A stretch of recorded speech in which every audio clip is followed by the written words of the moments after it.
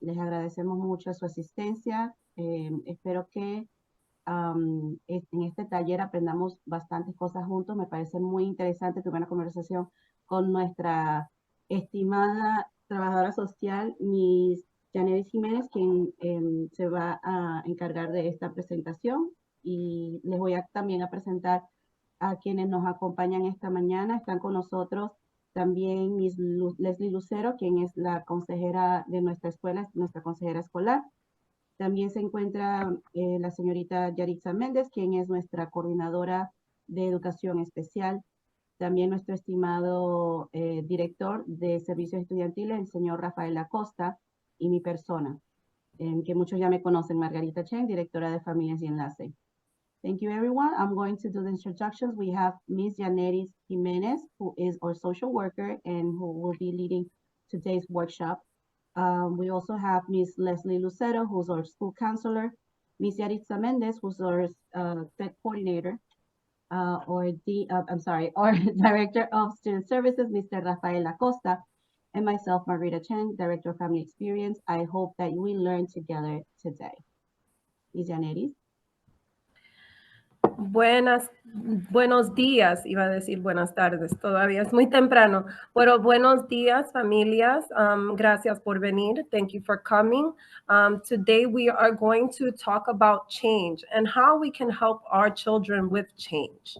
So that's what our focus is. We're going to learn about many things. In the next slide, I will share the agenda with you all so we can have a snippet of the different topics that correlate with change. So our agenda for today is going to be understanding the developing brain, exploring change, understanding trauma, sign and being able to recognize and identify that your child is struggling, different signs that they're giving us that are letting us know that they are struggling with change. We're going to talk about some tips because not only are we going to talk about the how to help, but we need to give you guys strategies, right? And that's what this workshop is all about, letting you guys understand and giving you guys tools to be able to help, giving you guys also resources in the communities and answering any questions that you may have regarding this topic. I also want to say that my partner, Ms. Lucero, is going to be translating what I say from English to Spanish. So one slide is going to be in English, the next slide is going to be in Spanish, and you will see that throughout the presentation. Buenos días, familias. Good morning, families of LEAP. I am Ms. Lucero. I am currently going to be speaking now in Spanish for the families that would like it in Spanish. Buenos días, familia. Ahora soy Ms. Lucero. Ahora le voy a traducir en español lo que ha dicho Ms. Jiménez. Ella introdució lo que vamos a hablar hoy en nuestro taller de familia. Vamos a hablar acerca del desarrollo del cerebro, explorando los cambios, entendiendo los traumas, los signos que nos dan nuestros niños. Al igual que en este tema, vamos a darle consejos y estrategias que ustedes pueden utilizar, al igual que recursos, y al final, si tienen preguntas, aquí vamos a estar para apoyarlos a ustedes. Espero y aprendan y disfrutan este taller con nosotros. So, entrando a los cambios, explorándolo. So, como nosotros sabemos, cambios son, I'm sorry, I was talking in Spanish, going back and forth. So, exploring change, right? Exploring change, we should be in the English version. Rafa, can we bring it to the English version? So exploring change is inevitable in our lives, right? We are constantly going through change. Our children experience change a little bit different from ours, is a little more difficult for them. But our changes, we are inevitable. They go to a new grade, right? That they're forming new friendships. Sometimes there's a change in our family, like we're gaining a new brother or a new sister, right? And not that these changes are good or bad, but changes are just difficult to process because our children are so eager and in need of routine, and they like to know what to expect, right? So when that routine is broken, or it goes through a change, they tend to have behavioral impacts. They tend to not be able to understand, to be able to voice, and verbalize what is causing that change. But I am here to tell you that what is causing all those emotions and all those behaviors is because they are not able to verbalize why it is that they feel this way. All they know is that I'm feeling very different. I'm feeling like I don't like this. I don't know what's happening. So that is causing them to behave a specific way. But that's just changed. And that's them letting us know that it's different and it's difficult for them. So ahora vamos a explorar los cambios. Los cambios son inevitables en nuestras vidas. Unos ejemplos de cambios que pueden pasar en nuestras vidas es, por ejemplo, cambiando de grado, formulando nuevas amistades, cuando hay un recién nacido en nuestro hogar, incluso cambios en cómo está nuestra familia. Entonces, estos cambios son a veces muy difíciles para nuestros niños y es muy importante que nosotros reconozcamos esto y saber que a veces debido a estos cambios se reflejan en su comportamiento. Entonces, los niños experimentan una variedad de emociones durante esta época de cambios que impactan sus comportamientos, cuando muchos cambios pueden ser a veces más debido al cambio, y entonces por esa razón estamos aquí para ayudarles en esta área.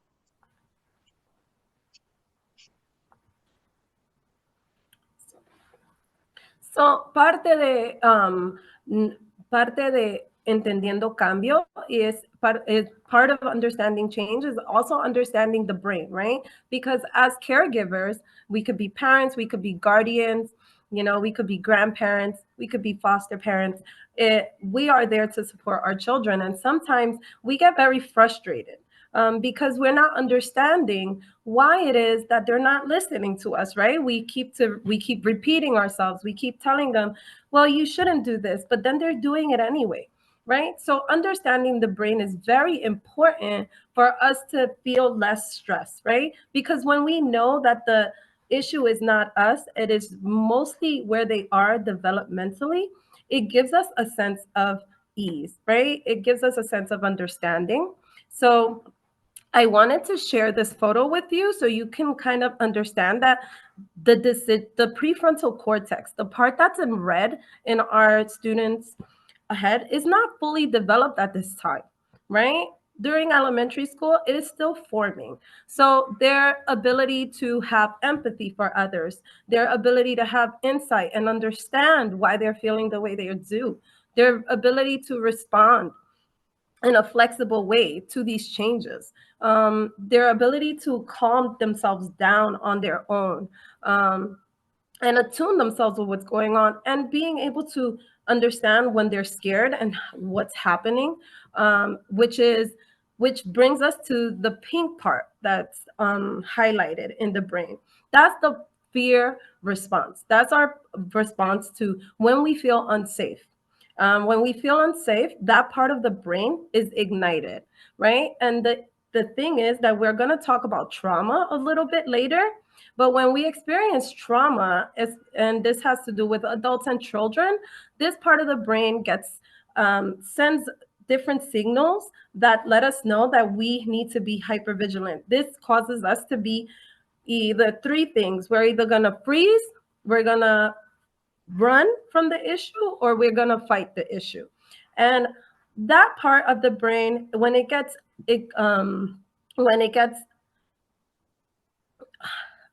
sparked, when we have that issue, when we have that part of the brain activated too many times, it doesn't know how to calm down. It doesn't shut off. So it's constantly on when we go through trauma. So it's even more difficult at that time for the prefrontal cortex to be able to make those decisions and to be able to grasp what they're learning, because that part of the brain is sending signals that should be activated. And that makes it more difficult for us to be able to self-regulate and have empathy and have problem-solving skills. When we get to the next slide, we're gonna see where age we're actually having these problem-solving skills mastered.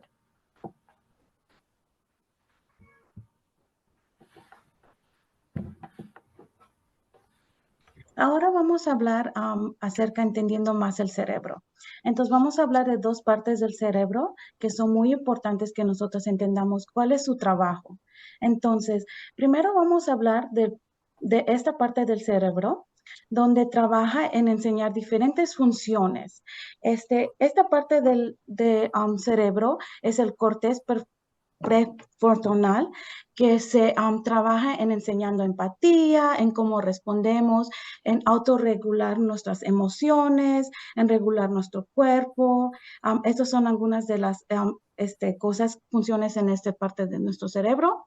Como padres o cuidadores, a menudo a veces nos sentimos muy frustrados, muchas cosas en nuestra mente cuando estamos corrigiendo a nuestros niños. A veces les estamos diciendo, no hagas esto y todavía lo hacen.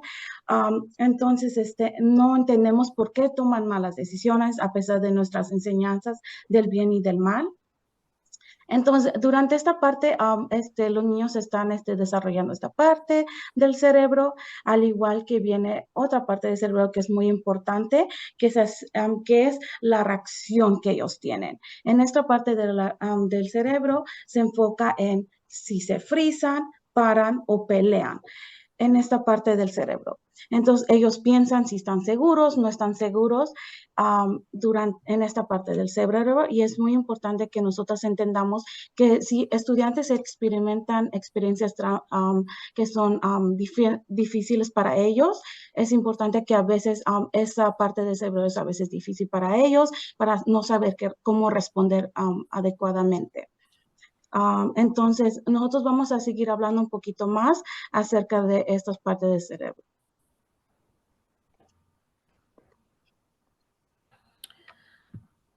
So, vamos a entrar un poco más en las edades de lo que está pasando en el cerebro de nuestros estudiantes. We're going to talk about let's have a deeper dive into what is happening, right, in our children's brains at what age, right?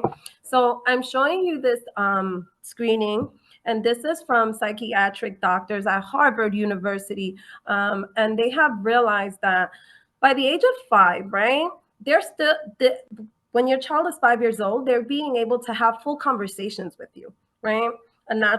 They'll be able to tell you, Mom, oh, look at that. I like that toy. Can you give me that toy? Or they'll point to things, or they'll say they're hungry. So they're mastering language at that time, right?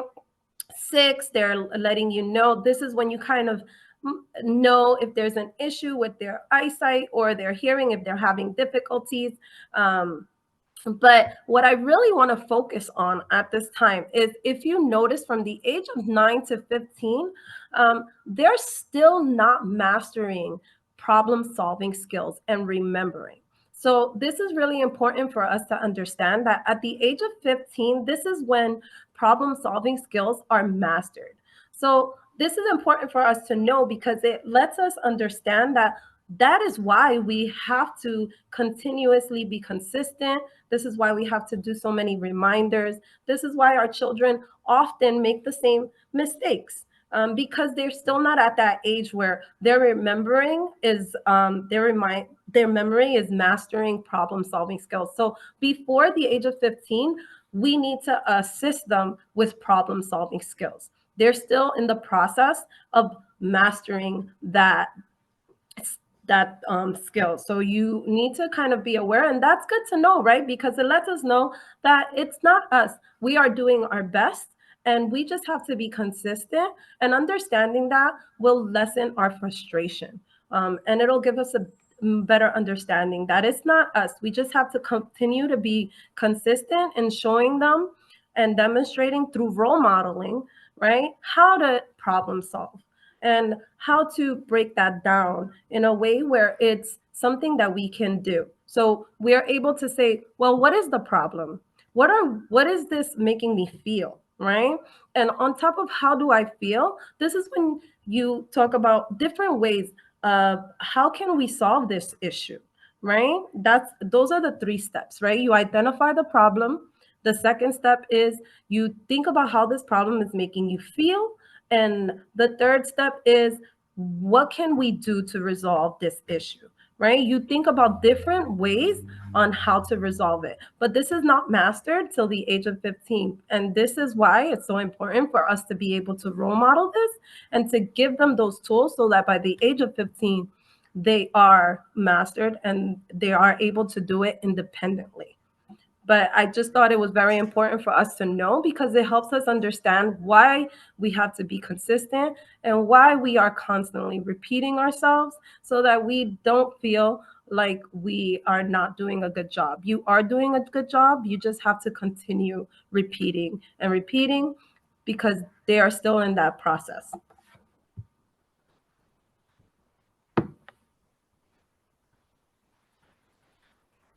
Ahora vamos a hablar un poquito más acerca de la edad, en cómo nuestro cerebro va desarrollando. So, a la edad de 5 ya estamos viendo una maestría en el lenguaje. En esta etapa de 5 estamos viendo a los niños expresándose, qué les gusta, verbalizando qué es su lenguaje. A la edad de 6 ya estamos viendo que ya están desarrollando la vista, al igual que el escuchar. Entonces ahí es donde vemos que por eso se preguntarán, en las escuelas hacen los exámenes del oído, de la visión, porque para esta edad ya estamos viendo si ellos están teniendo dificultad o no. Entonces es muy importante que por esa razón, para esa edad, ya estamos viendo que están haciéndose esos exámenes. Ya cuando llegamos a la edad de 9, estamos viendo que ellos ya están desarrollando otras habilidades, por ejemplo, ya están pudiendo tocar un instrumental, musical, al igual que hacer otras actividades. Entonces, para esa edad ya estamos viendo que ellos se están devolviendo más en deportes o lo que sea, y están demostrando que son capaces de aprender otras ciertas estrategias. De 9 a 15 estamos viendo el proceso donde ellos están desarrollando más sus habilidades de resolver problemas. Entonces, ya se ha visto, se ha observado que para la edad de 15, ellos ya han demostrado que han llegado al punto donde ya están estas habilidades desarrolladas, donde ellos pueden usar sus habilidades de resolver problemas. Entonces, quiero que tomen mucho eso en cuenta. Por ejemplo, que cuando ustedes están viendo que constantemente están hablando con ellos, están repitiéndose ustedes. Yo quiero que ustedes sepan que ustedes están haciendo un buen trabajo como padres o como en apoyar a sus hijos, pero es muy importante tomar esto en cuenta, al igual. Entonces quería anotar eso. Y como por ejemplo, es muy importante que nosotros sepamos que hay pasos. Entonces es importante poder identificar el problema y después ayudarles en maneras en cómo pueden resolver los problemas. También quiero, I also want to add that from the age of 5 to 9, our children, by the age of 9, they're able to master how to play not only an instrument, but how to play with others in a way that it is accepted. So they're able to understand verbal cues or social cues from other people. So before that, if you notice, 5-year-olds have a difficult time sharing. 5-year-olds and 6, they have a difficult time. So in school, we're learning that, right? We're learning how to play with others. By the age of 9, that should be mastered. But before that, they are still learning how to play with others, how to engage in a way that is accepted, and how to understand that other people's feelings. So throughout 5 and 9, we're learning feelings and we're learning how to engage with others and be able to be a little less selfish, because as children and as humans, we think about our own needs, right? And our needs need to be met. But by the age of 9, you're able to master that other people have needs. So how can we get to a place that both of our needs are met without hurting the other person?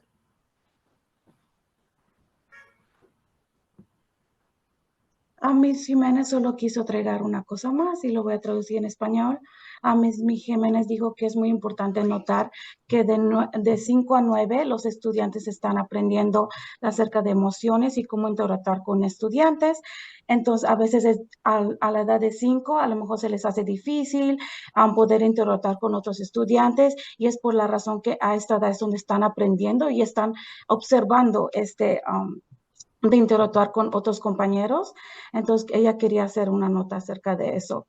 Entonces, por esa razón, de 5 a 9, ellos están aprendiendo a cómo interactuar con otros adecuadamente, al igual que cómo expresar sus sentimientos.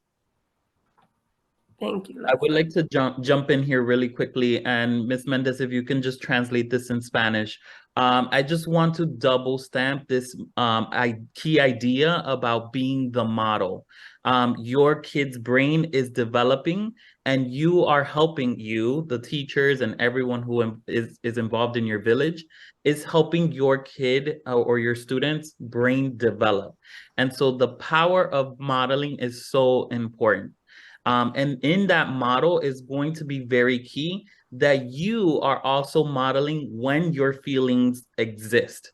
For example, right now I am feeling frustrated, so that students don't walk away thinking that, feelings are taboo or emotions are not to be talked about.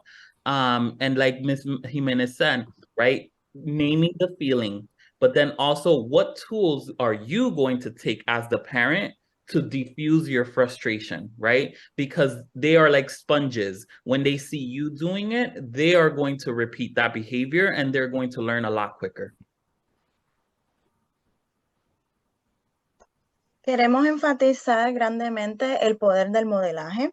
Sabemos que el modelaje apoya el desarrollo del cerebro y como mencionaba directora Costa, es muy importante que nosotros como padres modelemos cómo nos sentimos, modelemos nuestros sentimientos. Al decir, yo me siento frustrado en este momento y cómo yo como un adulto puedo manejar mis emociones en ese momento. Es muy importante siempre nombrar el sentimiento y nombrar cómo yo puedo apoyarme y utilizar mis estrategias, mis técnicas de relajación o técnicas de manejar mi conducta para yo poder manejar ese sentimiento. Es muy importante también recalcar que los niños y estudiantes son como esponjas. Lo que ellos ven es lo que ellos van a hacer y es como ellos se van a comportar. So, siempre tener en consideración el poder del modelaje y siempre modelar cómo lo podemos resolver de una manera positiva utilizando estrategias. Ellos lo van a aprender y lo van a copiar y van a poder ser capaces de hacerlo en el futuro.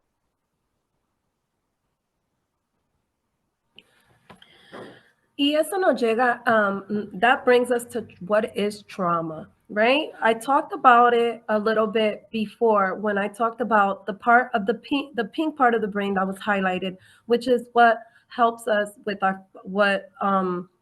it's our way of reaction, our brain's reaction to fight and flight, right? And this goes to all humans. This is all people of all ages, but it is extremely important to know that it's more difficult for a child than for an adult because they are still developing those parts of the brain.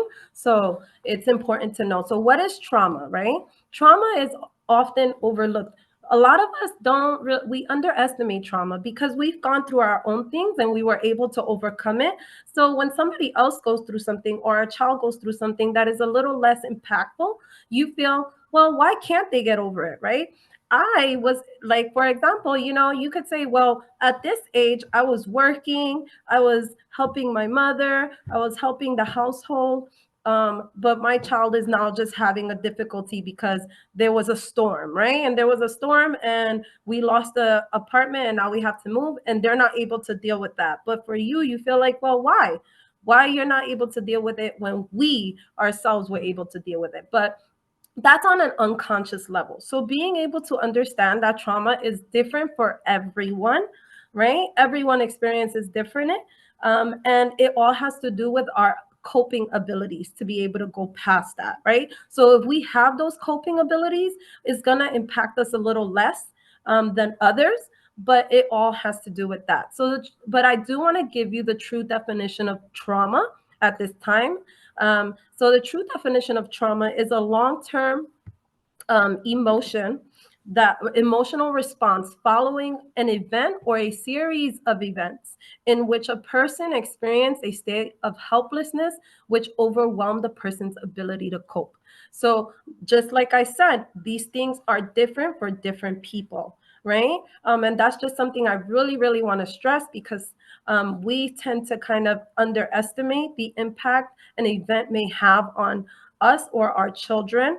And this is not intentional. I do want to really emphasize that it is not intentional that we do this, but if we recognize it, then we're able to be more open and understanding of the results of trauma.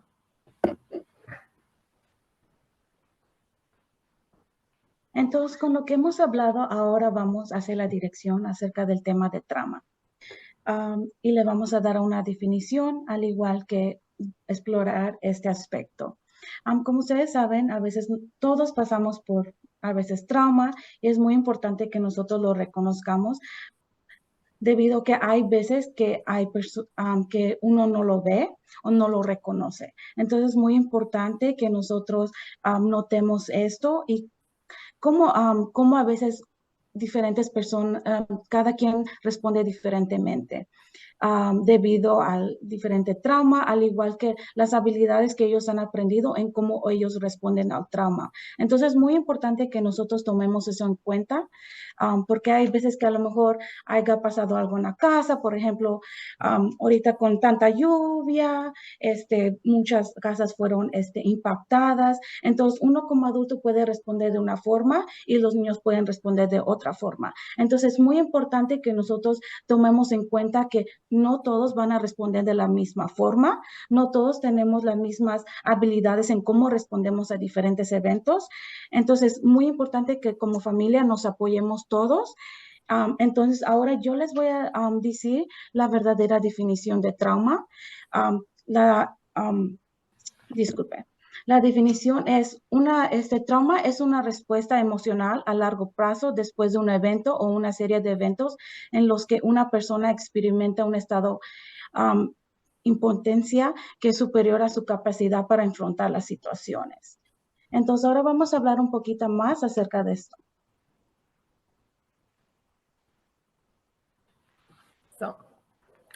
So las cosas, it's important to kind of realize what are possible behavioral things that you will see, signs that our children are giving us that let us know that there's been an issue either with change or trauma. It's impacting them. So these are the behaviors that you may see during this time, such as resistance, avoidance, tantrums, attention seeking, waves of sadness, easily irritable, and anger.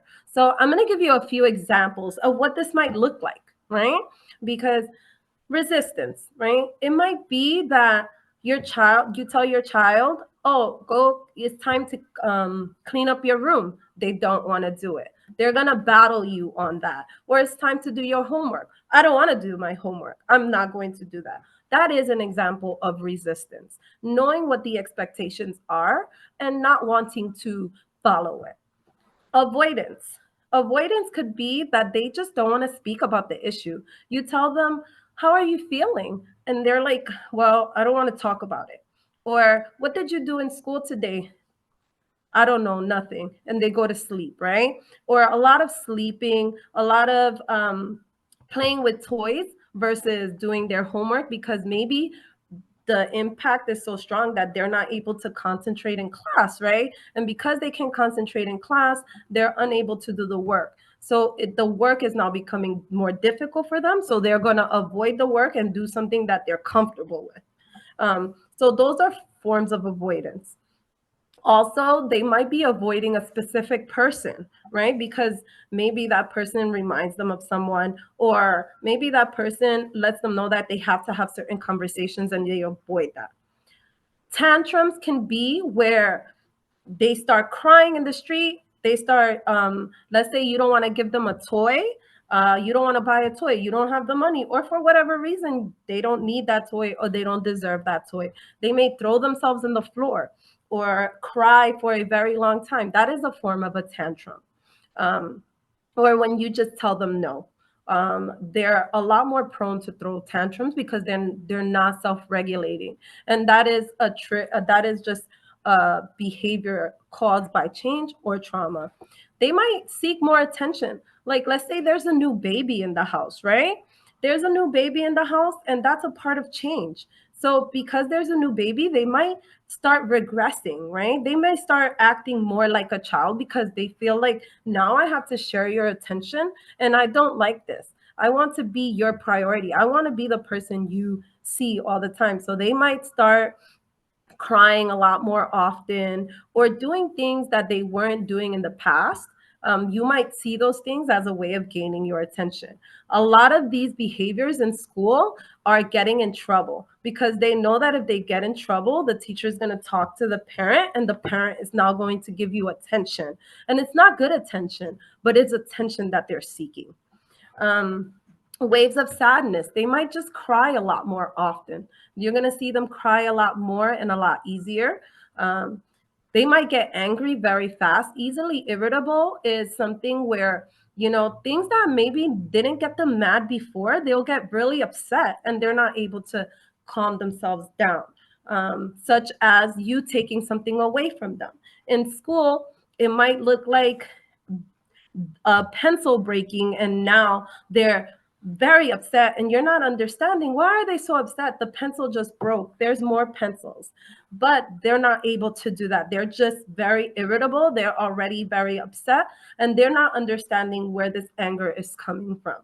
And that's why it's so important for us to name our feelings and be there to allow them to speak about it so that we can help them break down where that anger is really coming from, and knowing that it is really not the pencil that broke that is irritating them. It's something beyond that they're just not able to express or understand.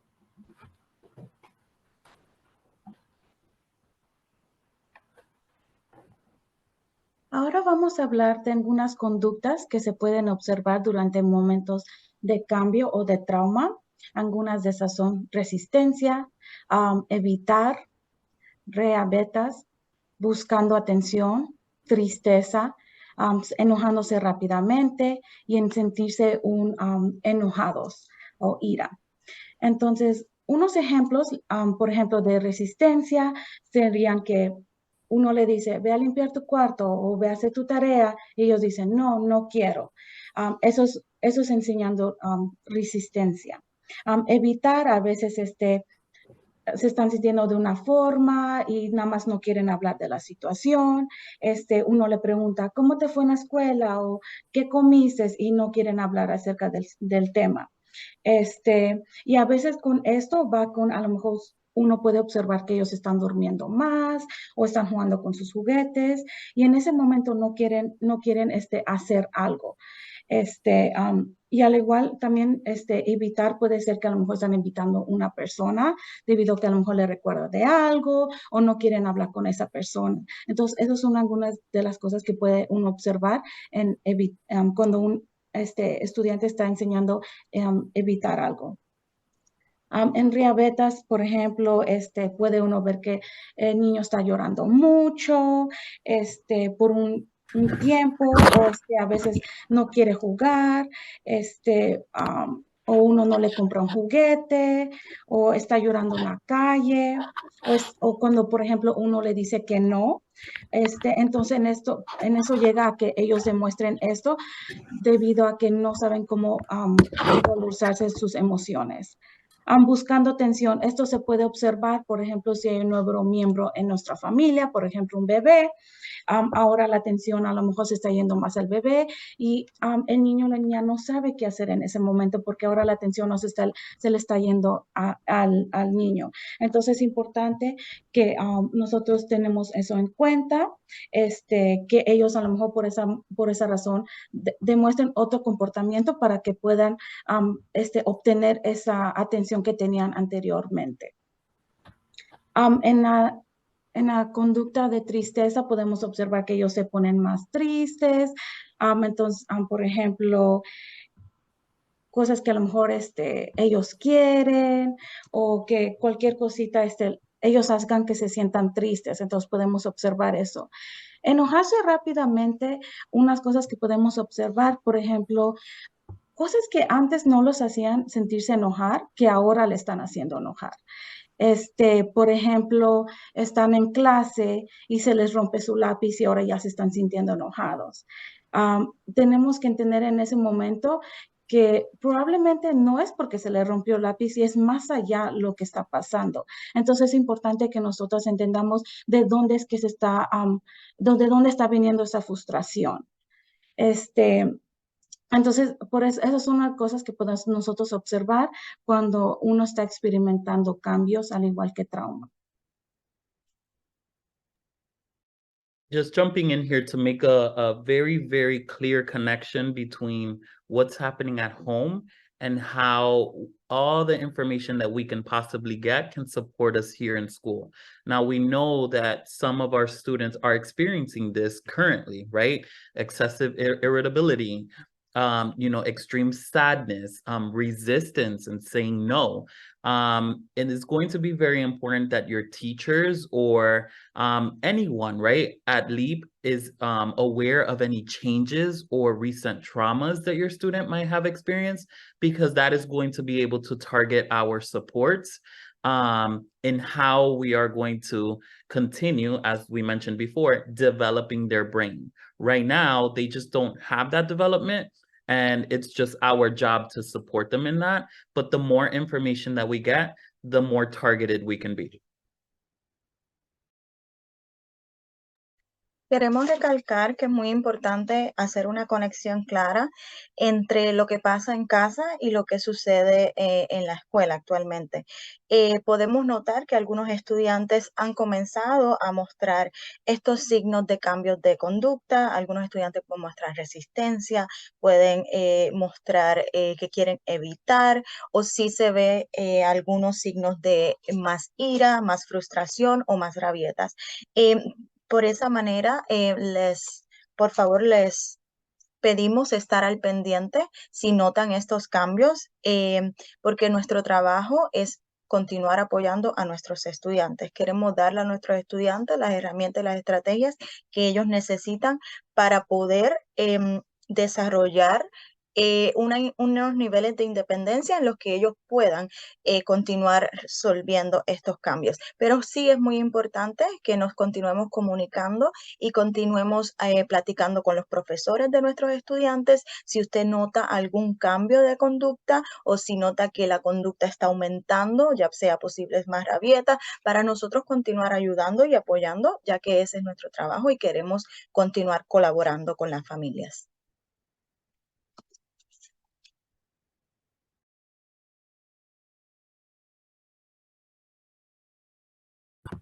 So this part is where we're giving you some tips on how you can help your child. One of the biggest things is preparing them, letting them know in advance if something is going to change, letting them know that this is happening, because when they know that this is happening or is going to happen, they're able to function better. They're able to understand. We sometimes, as parents, we tend to avoid this because it's uncomfortable. You don't sometimes want to let them know what's happening. In some cases, it could be that, somebody in the family is going to move out, right? It could be anybody. It could be another parent that's going to move out due to divorce. It could be a grandparent that's going back home. It can be so many different things. But it's important to or even a move. If you know you're going to move, let them know in advance. When you know, let them know that this is going to happen and that it's okay if they feel worried or scared, because it's normal, and normalizing that for them. And which brings us to the next step, which is to listen and accept. Sometimes it's very uncomfortable for us to listen to our child because we are we want to protect them. We want to protect them from these feelings that they're having. So we tend to not sit there and listen to these things. We just try to solve it. If our child is crying, we just try to stop them from crying and hug them and try to give them reassurance. But instead of doing that, give them a time, listen to why they're crying. Just like Mr. Acosta has said previously, it's so important to us as role models to express ourselves and let them know, I feel frustrated because you're crying and I'm not understanding. I want to know why you are crying. I want to know so that I can help you. And normalizing and giving them a chance to ask questions. And some of these questions are difficult questions, right? So please feel free to stop by my office at any time to prepare yourself to have these conversations if it's on a specific topic to you.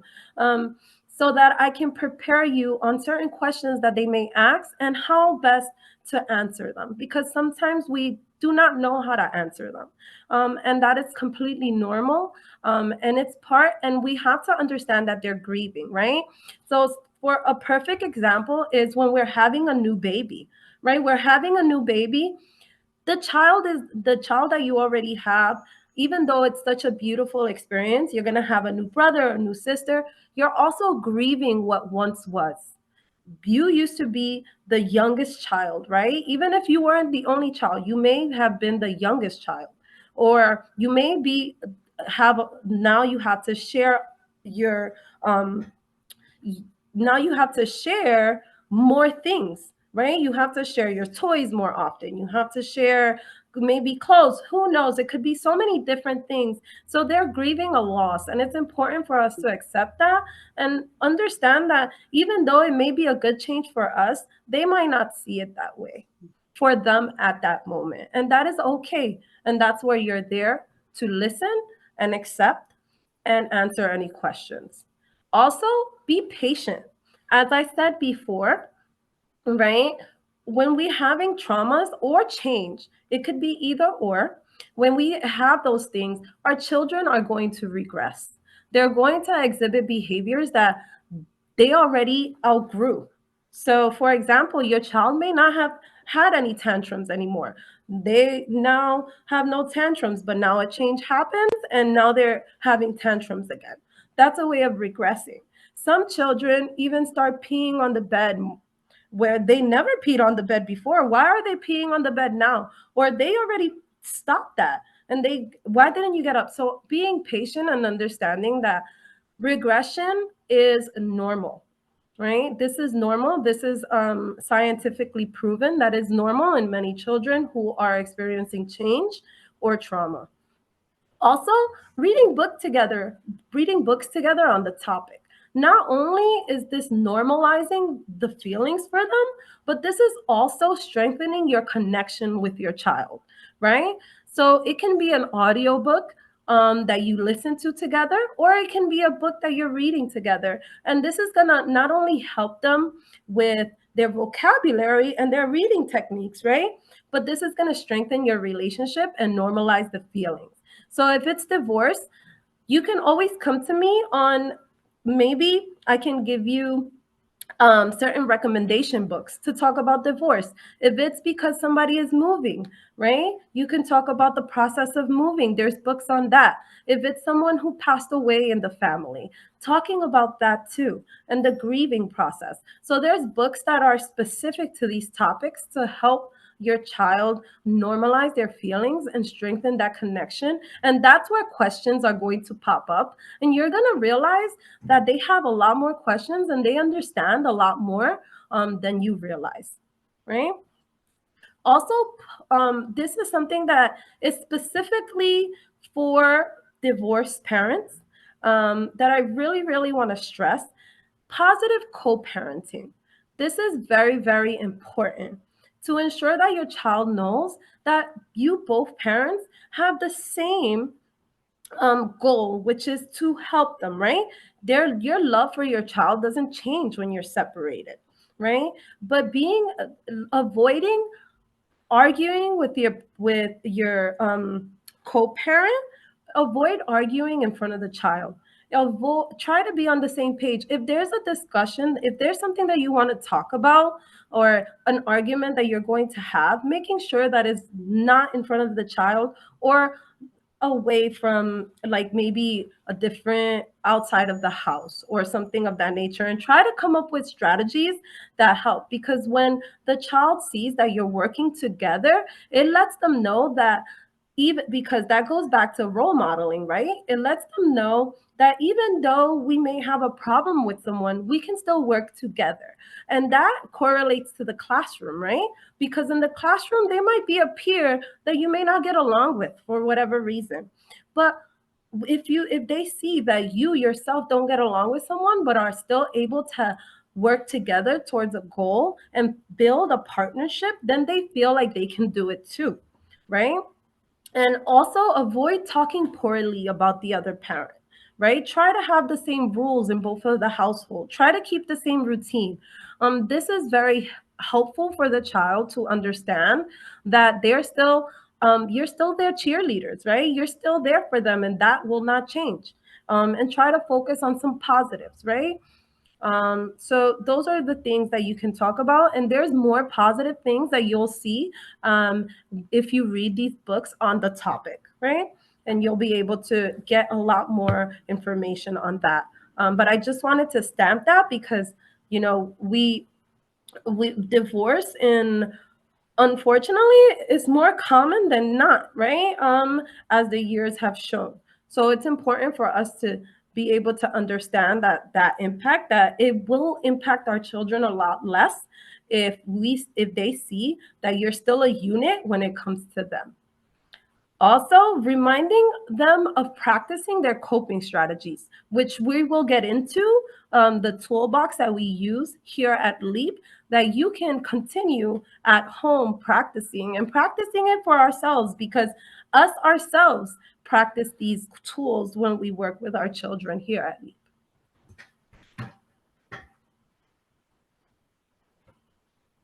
Ahora vamos a hablar acerca de unos consejos para ayudar a su hijo o hija. La primera es prepararlos.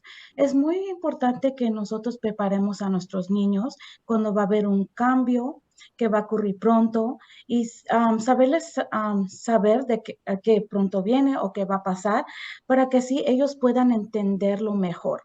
Al igual, a veces puede ser incómodo hablar acerca de eso, pero esto ayuda a que ellos puedan entender más lo que va a pasar y prepararlos.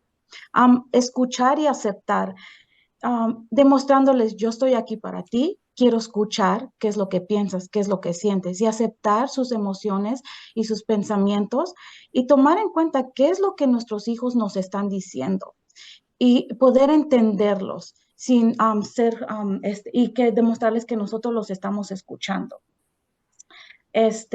Porque hay veces que pueden haber unos cambios que pueden hacerlos sentirse o pensar de una forma. Entonces, por ejemplo, cuando hay un nuevo miembro, un bebé, a veces ellos están perdiendo ciertas cosas, como por ejemplo ser el menor. Entonces, enseñándoles a ellos y escuchándolos cómo ellos se sienten ahora que hay un bebé en la casa y ayudándolos en ese proceso. Al igual que ser pacientes, algunos de nuestros niños pueden retroceder, exhibir comportamientos que quizás que ya hayan superado. Entonces, esto es normal. Significa, por ejemplo, antes no hacían ciertos comportamientos que ahora lo están demostrando. Eso puede ser una forma que ellos están expresando debido al cambio o el trauma que ellos están pasando por. Y esto es normal y por esa razón va escuchándolos y preparándolos. Al igual que podemos leer libros acerca de los temas, de temas de cambio, o por ejemplo, si hay un cambio en la familia, divorcios, cómo nosotros podemos hablar acerca de ese tema es leyendo y demostrándoles cómo es que eso se ve. Al igual que va al siguiente, que es el quinto, la crianza compartida positiva. Esto es muy importante que nosotros tomamos en cuenta, asegurar que su hijo sepa que ambos son sus admiradoras, demostrándoles que ustedes dos están ahí por su hijo o hija y trabajando fuerte para que ellos puedan seguir adelante y puedan estar bien. Y esto va a lo que hablamos anteriormente, demostrándoles, modelando ese comportamiento, demostrándoles, aunque tenemos diferentes indiferencias, todavía podemos trabajar juntos y demostrándoles ellos a ellos. Y esto puede ser teniendo estructura, teniendo reglas similares. Entonces, es importante que nosotros demuestremos el comportamiento que nosotros queremos ver. A veces demostrándoles eso les ayuda mucho a los niños, y demostrándoles que podemos trabajar juntos. Y lo último que queremos decir es recordándoles de las ciertas estrategias que ellos pueden usar para que ellos se puedan autorregularizar y practicando estas estrategias con ellos.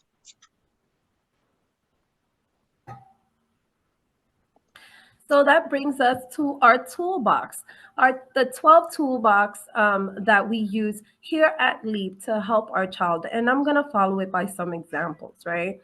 So our breathing tool is our most used strategy for our child. That is a way so they could self-regulate.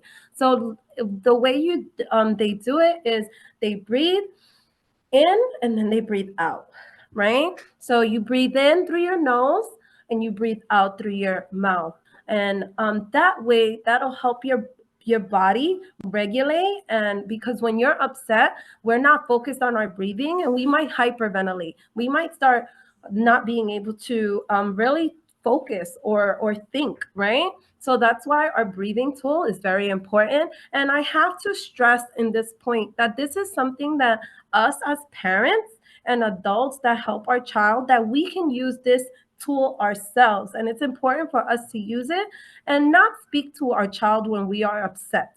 If we speak to our child when we are upset, we may say, or we're not able to think completely clear because we are angry. So take a step back, use the breathing tool yourself, and come back to the child when you are at a calm state and talk about the issue. And you're able to think more clearly and think about consequences that are appropriate at that time. Because if you talk to them when they're angry, more than likely the consequence that you give are not going to match the behavior, right? Because you're not thinking completely clearly at that time. So that gives you a chance to kind of go back, think about it, and come back with strategies. And when you come back to your child, right, you want to let them know, I was very angry and I couldn't speak to you at that time, but I used my breathing tool and I was able to calm down.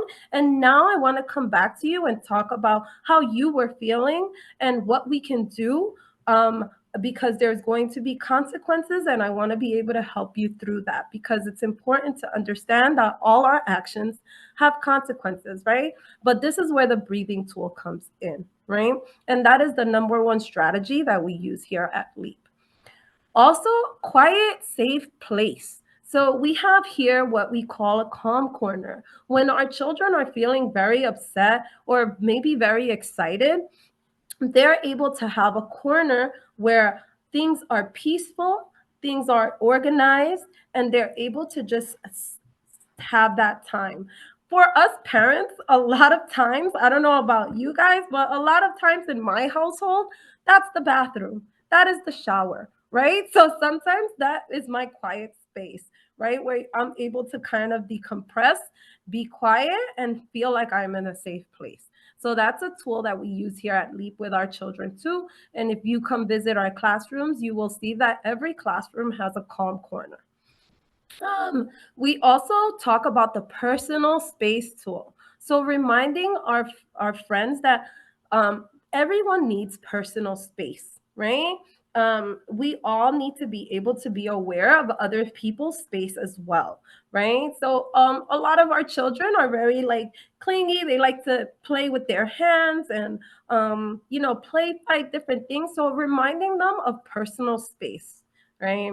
And using words Using words is one of the biggest things that is important, and this is the development piece, right? This speaks directly to the development of the brain that we're assisting them with, which is expression.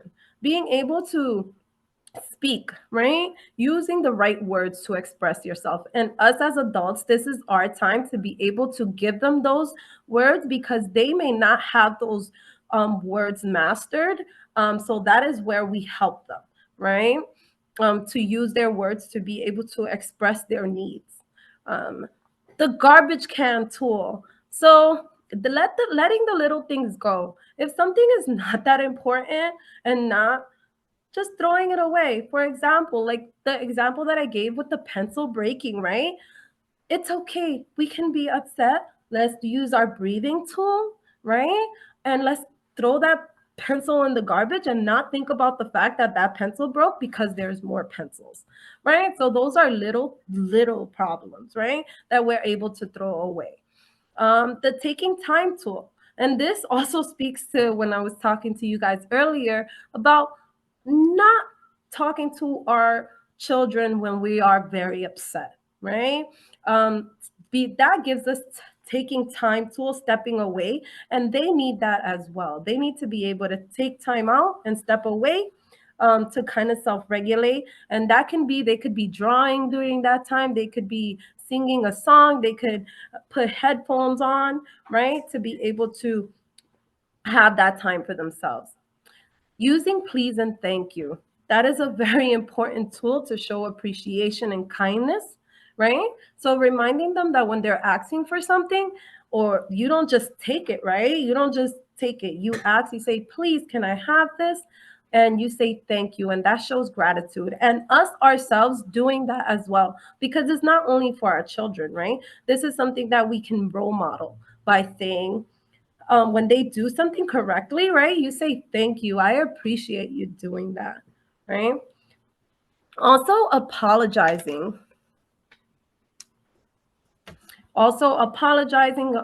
Using your forgiveness tool and your patience tool, as well as your courage tool. So the courage tool is really important because it helps them move away from their comfort zone, and that's where the most growing occurs.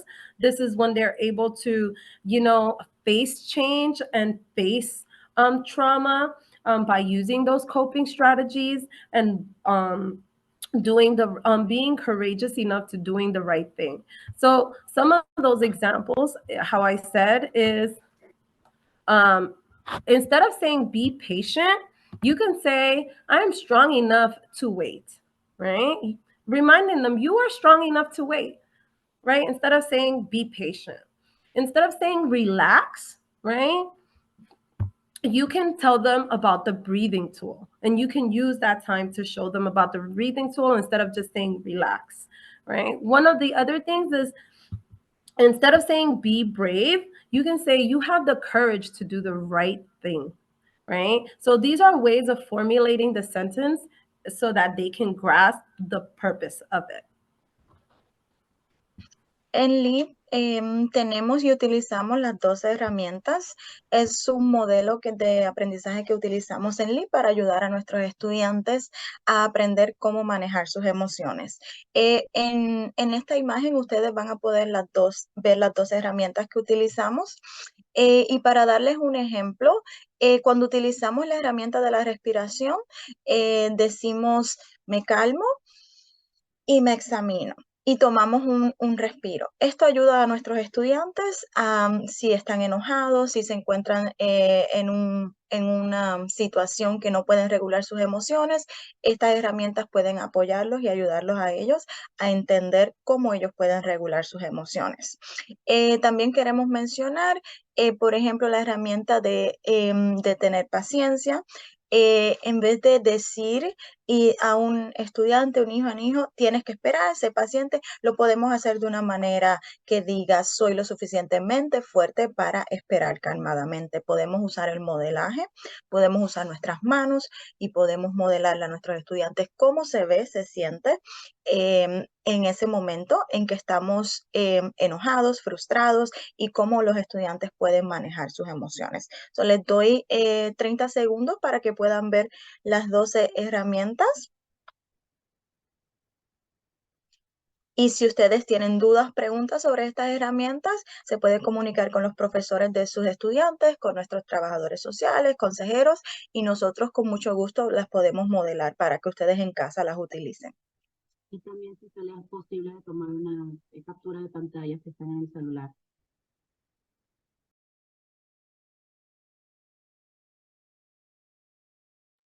Maybe we could go back in a few seconds to the previous slide so that parents can take a screenshot.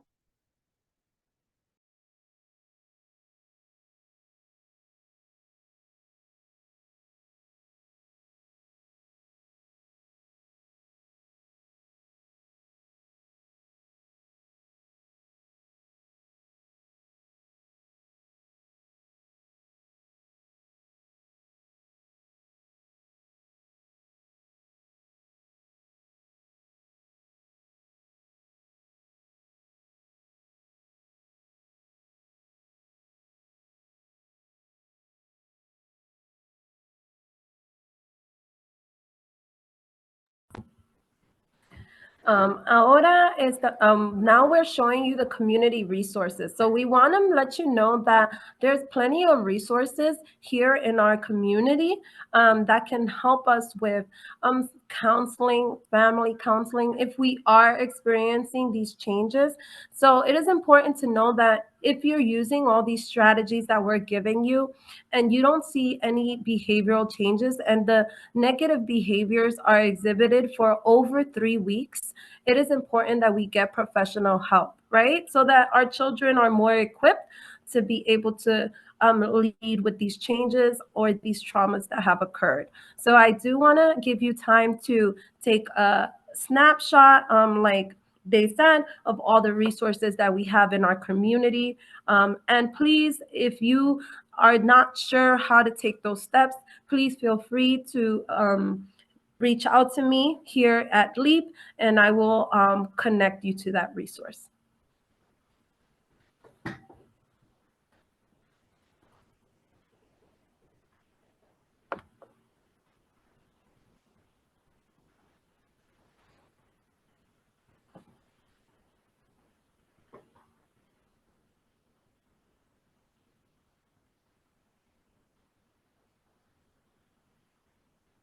Bueno, familias, aquí les dejamos algunos recursos en la comunidad que pueden ustedes obtener, sea para consejería individual o familiar. Esos son algunos recursos que tenemos que si gustan pueden tomar una screenshot, tomar foto de los recursos. Si necesitan algún apoyo o cómo ingresar el proceso, por favor, comuníquese con nosotros aquí en LIP y nosotros lo podemos ayudar a ustedes. Solo quiero mencionar una parte importante es que si usted está utilizando las estrategias que nosotros les dimos en este workshop y no están funcionando y el comportamiento negativa que el niño está exhibiendo, demostrando y más de 3 semanas, si esos comportamientos no cambian y siguen más de 3 semanas, es importante buscar ayuda profesional porque las tenemos aquí en nuestra comunidad.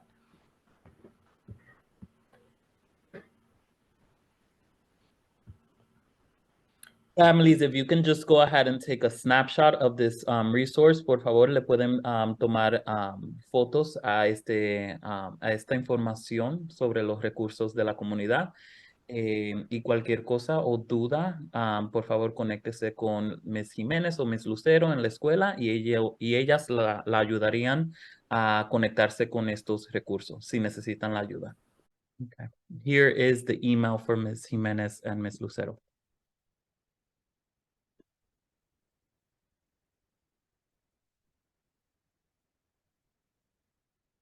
Margarita, por lo tanto, si le quieres dar la despedida a las familias, if you want to go ahead and close out families who don't have any questions, we are going to stick around to answer any questions that come in the chat.